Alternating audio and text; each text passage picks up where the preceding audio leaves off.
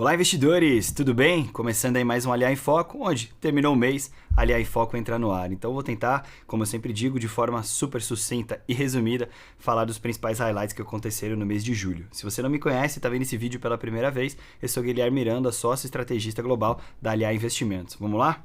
Hoje não teve como, eu tive que fazer uma colinha. Eu acho que esse mês de julho teve todos os capítulos possíveis de uma série da Netflix. A gente teve mudança de protagonista, ganhamos novos vilões, novos capítulos, mas na verdade a gente ainda está vivendo um pouco do mais do mesmo, né? Brasil, Trump, sanção, tarifa e o mundo sendo tarifado. Então, vou tentar dar um resumão. Confesso que hoje eu fiz uma colinha porque é muita coisa que eu não quero deixar de dizer para vocês e estou tentando criar, obviamente, uma cronologia dos fatos para que fique melhor o entendimento. Então, vamos lá, começando pelo Brasil. Um dos pontos importantes da gente falar é do IOF. Então, a gente tem o IOF que começa ali mais ou menos em torno de 25 de junho, onde a gente tem a cobrança do IOF. 5 dias, 3 dias depois, a gente tem o IOF, vamos dizer assim, vetado, numa forma muito simples de dizer. Vai para o Congresso barra, a gente vai para o STF, a STF vai ter que julgar. Então, assim, resumindo de forma muito ampla tudo isso que aconteceu. O IOF sim está em vigor, o IOF entra em vigor para diversos, né, ativos, como era o VGBL, como eram os cartões de crédito, perdão, as remessas internacionais para cartões, né, que a gente usa ali, aqueles famosos travel card, remessas para contas de investimento, e o que foi deixado de lado foi o risco sacado. O resumo da história foi que tudo isso mostra um pouco da fragilidade que a gente tem. A gente teve talvez o IOF, que sendo usado como uma medida arrecadatória, o Congresso vetando e o STF colocando ali a prova e dizendo não, isso está certo. O resumo disso tudo não é se o STF interviu ou se o Congresso vetou. O resumo disso tudo é, mais uma vez, os cofres públicos estão sendo esvaziados e aí quem arca com esse reembolso do custo do cofre público é o investidor, é a gente, é a população. Então, de modo muito resumido, o IOF está ativo sim, então o que era 0,35 foi para 1,1, voltou para 0,35 e 0,65, enfim, toda aquela bagunça que a gente sabe. Então o IOF hoje está em vigor, está valendo, né, a última atualização. A única coisa que ficou de fora do IOF foi o risco sacado. Isso mostrou, obviamente, uma crise no Congresso. O Congresso foi derrotado no Legislativo, né, se a gente pode dizer isso. Então, isso mostra muito que toda essa ruptura de egos que a gente está vivendo, né? De um lado, o Haddad tenta fazer algo para ter um pouco mais de arrecadação, o Congresso vai lá e veta, mas ao mesmo tempo que o Congresso veta algo que o Haddad fez, vai lá e implementa um outro projeto que vai arrecadar ali quase 20 bi, que é a questão das reservas ambientais. Então, assim, fica ainda muito dúbio tudo isso que está acontecendo. Como se fosse pouco, a gente teve um ataque cibernético, né, ali aos dados do Banco Central, que envolveu aí um rombo que chegou a quase, falam que é quase 2, 3 bi, acharam um culpado, enfim, a gente teve também essa fragilidade colocada à posta ainda de um sistema, mesmo que o sistema brasileiro bancário seja muito forte, o sistema do Banco Central ainda é muito forte, a gente teve talvez essa falha de sistema, que obviamente mostra ali um pouco da fragilidade que a gente tem em um órgão tão competente e tão grande quanto é o Banco Central. A gente teve a cúpula do BRICS, que se encontrou no Rio de Janeiro, entre os dias 6 e 7. Obviamente, essa cúpula ela veio um pouco capenga, ou até mesmo como foi a frase do Trump, para mim, né, o BRICS não ocorreu, porque quem representa o BRICS não estava lá, se referindo à Rússia e à China, que não estavam presentes nessa cúpula do BRICS. Né? Obviamente, após o final dessa cúpula do BRICS, alguns dias depois, veio aí toda essa questão da taxação com relação ao Brasil. Né? Dentro das medidas, né, dentro da conversa que teve no BRICS, o que mais foi enfatizado foi que não deveríamos, né, ter o dólar como a moeda forte do mundo, deveria se criar uma moeda para o BRICS, né? E o nosso presidente Luiz Inácio Lula da Silva levantou essa bandeira dizendo por que o dólar tem que ser a moeda mais forte do mundo. Talvez acho que ele não estuda essa parte da economia e ainda não entendeu o motivo por quê. Falando ainda de presidentes, a gente teve o caso do Bolsonaro no dia 18 de julho, o STF determinou ali, né, que o Jair Bolsonaro usasse a tornozeleira eletrônica, fez ali apreensões na casa dele, levou um pendrive, disse que tinha algumas coisas, depois descobriram que no pendrive tinha apenas o gosto musical dele, algumas músicas ali de Gino e Geno, Mato Grosso e Matias, enfim, muito mais disso mostra um pouco do duelo de egos que tudo isso aconteceu. Fragilidade para o Bolsonaro, ganho de pontos querendo ou não para o Lula. Quando a gente teve toda essa questão da prisão do Bolsonaro, do outro lado do mundo o Trump levantou a mão e disse que está fazendo uma caixa às bursas ao Brasil, foi um dos motivos da implementação da tarifa, eu vou falar isso um pouco mais para frente, mas tudo isso cria um novo enredo, né? O STF por um lado falou assim, já que o Bolsonaro está tendo esse apoio do Lula, do Trump, vamos mostrar que quem manda no Brasil aqui é a gente, vamos pôr tornozeleira, vamos aplicar tudo isso a ele. no meio de toda essa história, o Lula ganha uma nova narrativa. O Lula vinha perdendo a aprovação ali nas últimas pesquisas porque ele não tinha uma narrativa para se segurar. A gente tinha a inflação muito alta, a taxa de juros muito alta, o preço das coisas lá em cima, a população ainda estremecida, ele não sabia o que fazer, a aprovação dele caindo, quando de repente ele ganha um novo elemento nessa história, né, que é toda essa questão de Trump intervindo na STF, ele se agarra nessa história e diz, olhem só o que estão fazendo com o nosso país, eu estou aqui para proteger a nossa nação, não vamos deixar que alguém de fora interfira nisso, e você vê que isso é um resultado muito rápido, ele já ganhou alguns pontos na aprovação nas pesquisas ali de eleitorais, né? Então, assim, pode ser que esse capítulo foi muito importante na narrativa do Lula para uma possível reeleição no ano de 2026. Ainda falando de órgãos e STF e tudo mais, a gente teve a lei Magnitsky, né? Vamos dizer assim, implantada no Alexandre de Moraes, acho que é a primeira, se não me engano, me corrijam aí nos comentários se eu estiver falando alguma coisa errada, mas é o primeiro brasileiro, né, a entrar nessa lei, né? Uma lei, acho que não é a questão da lei e todos os bloqueios que ela faz, né? E muita gente me pergunta, Guilherme, mas o Trump fez isso, ele pode?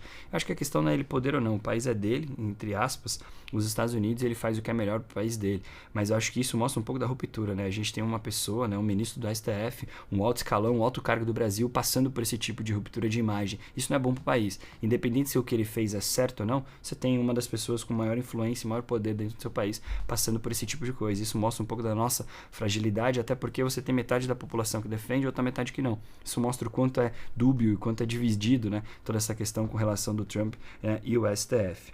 Falando um pouco de dados, a gente teve o que a gente chama da nossa tradicional super quarta, onde temos divulgação de dados não só do Banco Central brasileiro, como também do Banco Central americano. Por lado de cá, a Selic foi mantida, né, em 15%. A gente encerra um ciclo de 7 altas consecutivas, onde a gente chegou nesses 15%. É o ciclo de nível mais alto desde junho, se não me engano, junho ou julho de 2006, mas o Banco Central classificou ali que, né, não está descartado ter que fazer alguns aumentos, ele ainda está analisando os dados e os impactos que isso tudo está causando, né? Lembrando que muita gente me pergunta, pô, Guilherme, mas ele pode aumentar, isso não é no D0? Não, não é. Na verdade, às vezes a gente aumenta a Selic aqui para ter um impacto ali alguns meses na frente, então fica até difícil a gente mensurar se chegar até o 15 é suficiente e se tudo isso vai ser suficiente. Óbvio que incrementa nesse contexto todo, toda essa questão da tarifa, da taxação, que pode mexer um pouco na inflação do Brasil e pode talvez dar um alívio ou não.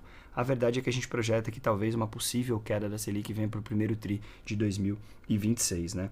O Banco Central justificou que essa pausa é para avaliar os efeitos acumulados ao longo do tempo. O IPCA 15, que a gente teve também divulgado ao longo desse mês de julho, veio ali na casa de 0,33, era uma expectativa de 0,30. No acumulado de 12 meses, a gente está em 5,30. Né? O consenso era 5,26. O que isso quer dizer? Estamos ainda assim acima da meta de inflação. Sempre lembro, meta de inflação é 3%, podendo chegar até 4,5%. A gente está em 5,30 nesse IPCA 15 acumulado. No IPCA normal, a gente está mais ou menos ali na casa de 5,25, se não me engano, 5,27. Ainda muito longe, mas segundo os analistas e o próprio Banco Central, o projeto é que a gente vai ter esse arrefecimento, ou seja, essa inflação descendo para o final aqui do ano e começo de 2026. A gente teve a implantação ali talvez de forma um pouco antecipada, a gente esperava que o Trump ia fazer esse decreto com relação à tarifa de 50% imposta no Brasil na sexta-feira, dia 1, ele antecipou, fez isso no dia 30, na quarta-feira, então ele aplicou ali os 50%, ressaltando que ele deixou alguns produtos isentos, né, assim... Trump não é doido, ele não rasga dinheiro, né? Então ele fez todo aquele estardalhaço, causou ali toda aquela expectativa, né? O mercado se assustou, mas o Trump não rasga dinheiro. Então tudo aquilo que era importante para ele, ele deixou isento, como foi a questão do petróleo bruto, peças de aviões, né? Toda aquela questão que a Embraer, a gente tinha uma dúvida se ela ia ser tributada ou não. Ele deixou de fora também suco de laranja, se não me engano, carvão, ferro. E eu posso estar esquecendo de mais algum aí, me corrijam, mas ainda continuou tributando ali, né, a proteína, né, que é um dos cálcios, né, que a gente tinha, né, como preocupação. Então, na verdade, ele deixou de tributar tudo aquilo que faz importante para ele, né. Lembrando que eu sempre gosto de colocar isso à prova, né? Muita gente fala, pô, o Trump tá fazendo tudo isso, mas ele tá batendo recorde de arrecadação. Então, para a economia interna dos Estados Unidos, tá fazendo muito sentido. Tá batendo recorde de arrecadação, conseguiu renegociar com todos os principais players que ele queria, China, Japão, União Europeia, México, Canadá. Então, assim, todo mundo que fazia Índia, todo mundo que fazia sentido para ele fez uma renegociação e tá conseguindo arrecadar mais. Então, assim, a vontade dele de querer fazer isso com o Brasil é muito nula, até porque ele já deixou muito claro que o impacto de qualquer coisa que venha do Brasil para ele é nula. Diferente importante pra gente. A gente tem os Estados Unidos como nosso segundo maior player comercial. Então, de fato, a gente tem que pisar um pouco em ovos, né? Acho que o nosso medo, e o principal medo, dentro até do meu ponto de vista, é quem a gente escolheu para fazer essa articulação de negociação. O Alckmin é uma pessoa não bem vista lá fora para fazer esse nível de articulação. Então, quando ele vem à mídia falando, não, a gente está batendo um papo, foi uma conversa muito boa e proveitosa, a gente está caminhando, é uma conversa de 40 minutos que a gente nem sabe com quem foi, se de fato alguém da Casa Branca ouviu e falou, tá, peraí, tô tomando notas pra gente negociar. Então, assim, apertem os cintos que ainda vem mais capítulos nessa história. Pro lado dos Estados Unidos, né, eu já antecipei um pouco, acho que ainda continua no holofote toda essa questão de negociações do Trump, né? O impacto disso na inflação, né, está sendo ainda mensurado, a inflação em alguns momentos com uma leve alta, eles esperam que a inflação arrefecesse em algumas escalas, talvez de velocidade que não está acontecendo, mas segundo o Trump isso é normal. A gente teve também divulgação de dados, né, de taxa de juros por parte do Fed na quarta-feira, na nossa super quarta, manteve a taxa de juros inalterada. A novidade foi que das outras vezes a gente manteve a taxa inalterada nos Estados Unidos de forma unânime. Dessa vez foram 9 votos a 2, dois membros votantes ali do Banco Central, do Fed, perdão, disseram, acho que a gente tinha que cortar em 0,25. Eu acredito que a gente vai ter o primeiro corte na próxima reunião, que ocorre em setembro. Ao que tudo indica, e o Jerome Powell disse, ao que tudo indica, ele está analisando os dados e pode ser que isso esteja de forma mais clara na visualização dele. Não do modo que o Trump vem pressionando, pelo Trump ele tinha que cortar 3%, mas acho que a gente vai começar a ter alguns cortes mais graduais. A aposta do mercado agora não é mais se vai cortar, e sim se a gente vai ter 3 ou 2 cortes ainda no ano de 2025. Negociações com a China, né, andaram, acho que a gente teve também ali alguns dados de inflação. A inflação veio na casa ali de 2,7, quando o núcleo, né, quando o esperado era 2,9. Então, assim, a gente continua tendo alguns dados de inflação levemente desacelerando ali. O mercado de trabalho ainda permanece muito resiliente, muito forte, então acho que isso vem segurando. E o dólar, né, que ganhou um pouco de força ao longo dos últimos dias aí, com toda essa questão de negociação, voltando ali a ter a força dominante que o dólar tem. Ele havia perdido essa força porque, obviamente, quando você começa a tributar todo mundo, o mundo fica meio assustado, não quer pôr todo o dinheiro nos Estados Unidos, procura outras economias, você tem um fluxo de dólar caindo. Quando você renegocia com esses países, as pessoas falam, pô, peraí, já entendi o jogo, o fluxo do mundo ou do dinheiro começa a voltar para o dólar. Por parte da China, acho que parece até mais do mesmo. A China tenta ainda encontrar um pace de crescimento que fique próximo ou superior aos 5%, mas a China ainda enfrenta diversas, né, ações internas que ela precisa reestruturar. Né?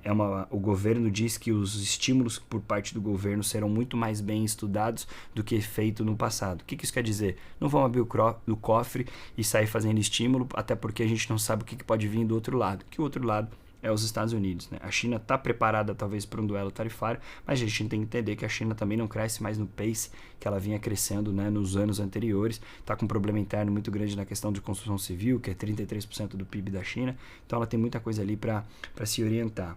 Por parte da zona do euro ali, o Banco Central, né, manteve as taxas inalteradas, então a taxa continua ali na casa de 2%.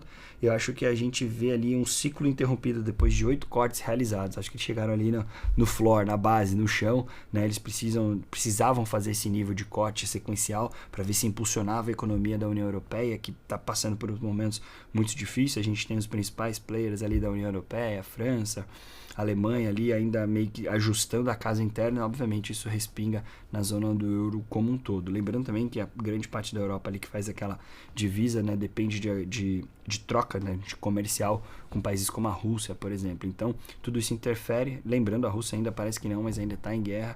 Né? O Trump deu um relato hoje, no dia 31, falando que agora o próximo alvo dele é a Rússia para pacificar e fazer algumas sanções. Então, assim, mais do mesmo nessa questão do molho, o mundo ainda muito sensível a tudo isso que acontece com relação ao tarifácio do Trump. E para o nosso lado do Brasil, os impactos vão ser seguidos. Né? Eu acho que toda essa isenção que ele tirou de alguns produtos, né, deu um suspiro. Eu acho que o mercado se animou com essa parte, né, que foi retirada, foi isenta. Parte ficou, obviamente, então o impacto que a gente esperava ali na casa de 1,2% do PIB, né, de 1,2%, fica ali na casa agora de 0,4%, 0,6%. Óbvio, isso ainda vai ser um impacto, né, mas a gente lembra que o agro está vivendo um momento de recorde, eles vão se realocar, essa demanda talvez vai ser realocada para outros players, mas obviamente a gente vai ter um arroxo, né, que a gente fala no mercado para o segundo semestre.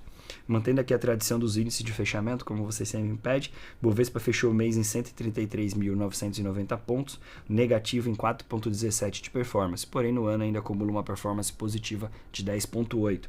O dólar fechou mais ou menos na casa de 5,60, 3,17 positivo, no ano acumula uma performance negativa de mais ou menos 11%.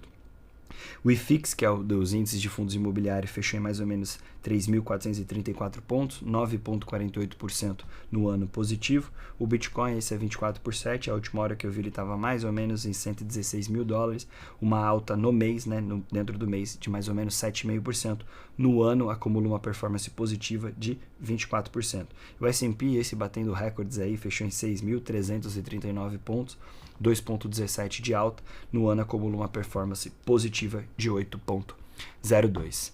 Fechou, pessoal? Obrigado aí pela presença de vocês, obrigado pelos aqueles que vão assistir o vídeo, deixem os comentários aí se está sendo tudo certo, mas como eu sempre digo, mantenham-se informados, fiquem perto da gente aqui da LA, lembre-se que o melhor ativo que vocês vão ter na carteira de vocês é a boa informação. Valeu, obrigado e até a próxima.